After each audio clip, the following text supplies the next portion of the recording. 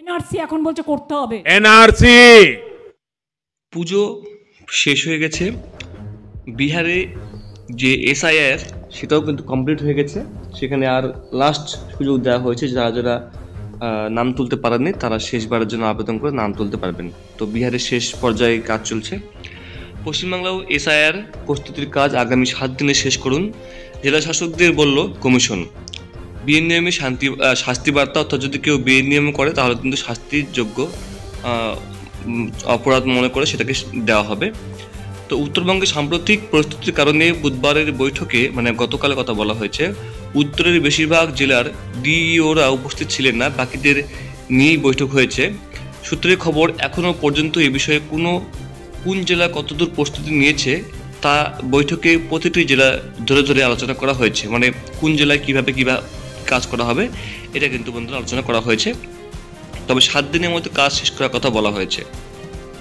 7 দিনের মধ্যে সেরে ফেলতে হবে বিশেষ নিবিড় সমীক্ষা, মানে এসআইআর সহ যাবতীয় নির্বাচনী প্রস্তুতি। বুধবারের বৈঠকে রাজ্যের জেলা শাসকদের এমনই নির্দেশ দিল জাতীয় নির্বাচন কমিশন। কোন জেলায় এখনো পর্যন্ত কতটা কাজ এগিয়েছে সরজমিনে দেখা তাও হলো, যেমন ফ্যামিলি ম্যাপিং, তারপরে আপনাদের যে যতগুলো ফ্যামিলি ম্যাপিং তো করা হবেই, পাশাপাশি জিও ট্যাগিংও করা হবে প্রতিটি বাড়িকে, ঠিক আছে। এরপরে কিন্তু বন্ধুরা এই এসআইআর শুরু হচ্ছে, যেটা ভেরি ডিজিটালি কাজগুলো করা হচ্ছে। আসন্ন নির্বাচনের আগে রাজ্যে সাজ রব, বিশেষ নিবিড় সমীক্ষা নিয়ে চলছে চাপানোতর।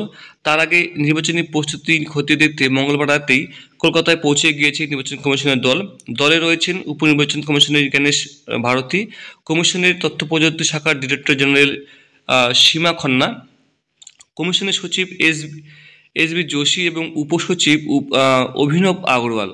বুধবার সকালে সব জেলার ডিও, মানে ডিস্ট্রিক্ট ইলেকশন অফিসার তথা জেলা শাসকদের সঙ্গে ভার্চুয়াল বৈঠক করেন জ্ঞানেশ। কমিশন আগে ইঙ্গিত দিয়েছিল আর কিছুদিনের মধ্যে রাজ্যে এসআইআর শুরু হতে পারে।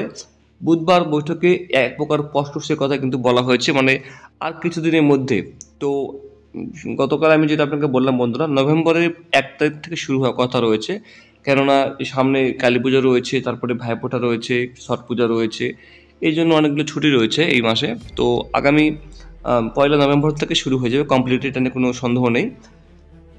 তো উত্তরবঙ্গের বিভিন্ন জেলায় ভারী বৃষ্টিপাতের কারণে বিভিন্ন জেলা শাসকরা তারা ব্যস্ত রয়েছেন, তার জন্য কিন্তু বন্ধুরা এখানে বন্ধ থাকছে। তাই এখানে বন্ধুরা যেটা বলছে, প্রতিটি জেলাকে সময় বেঁধে দেওয়া হয়েছে, আগামী 1 সপ্তাহের মধ্যে প্রস্তুতি সংক্রান্ত বেশিরভাগ কাজ শেষ করে ফেলতে হবে। অর্থাৎ প্রস্তুতি কাজ, মানে সমস্ত তাদের যে সরঞ্জামের কাজ সেগুলো কিন্তু রেডি করতে বলা হয়েছে। অর্থাৎ এসআইআর এর যাবতীয় প্রস্তুতি সেরে ফেলতে হবে আগামী 15 তারিখের মধ্যে। জ্ঞানেশের নির্দেশ, বিজ্ঞপ্তি জারির পর দেরি কিংবা টালবাহানা করা যাবে না। এসআইআর বিজ্ঞপ্তি প্রকাশের 4 দিনের মধ্যে জেলাভিত্তিক এনুমেরেশন ফর্ম ছাপানোর অন্তত 30% কাজ সেরে ফেলতে হবে। মানে যখনই নোটিশ প্রকাশিত করা হবে, সেই নোটিশ প্রকাশিত হওয়ার 3 থেকে 4 দিনের মধ্যে কিন্তু বন্ধুরা যে ফর্ম ছাপানো সেটা কিন্তু কমপ্লিট করতে হবে। মানে প্রতিটি জেলাকে তার নিজস্ব যে এলাকা সেখানে কিন্তু ফর্ম ছাপাতে হবে, সেটা প্রিন্ট করে হোক বা জেরক্স করে হোক সেটা ছাপাতে হবে। নিজ জেলায় ছাপানোর পরিকাঠামো রয়েছে কিনা জেলা শাসকের কাছে সে সংক্রান্ত তথ্য জানতে চেয়েছে জ্ঞানেশ।